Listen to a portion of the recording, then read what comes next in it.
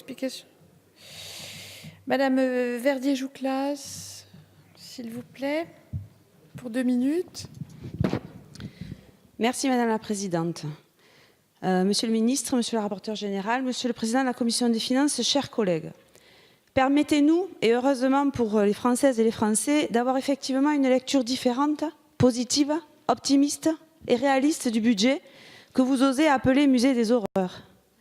Soutenir les Français qui travaillent et inciter à la reprise d'activité, réussir la transformation économique de la France, lutter efficacement contre le chômage, transformer les politiques pour améliorer la vie des Français, accompagner la transition écologique, soutenir nos armées, soutenir l'effort de sécurité et de justice, réussir la transformation de nos politiques publiques par l'investissement, telles sont les ambitions de notre budget présenté aujourd'hui en seconde lecture.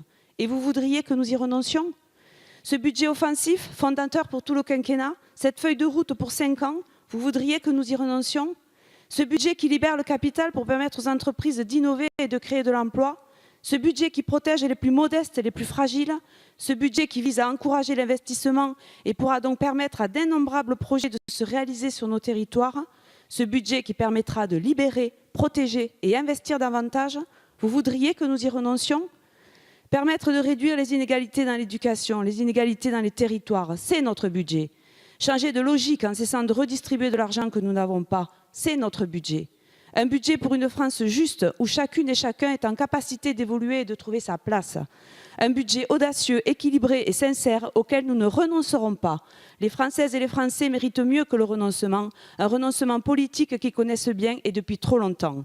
Nous n'avons pas été élus pour faire comme avant, mais pour faire différemment, pour essayer autre chose. Avec ce budget, c'est ce que nous faisons.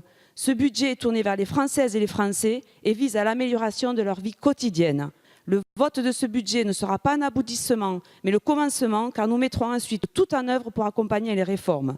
Pour l'ensemble de ces raisons, nous, députés du groupe majoritaire, ne voterons pas cette motion de rejet. Merci Madame la députée.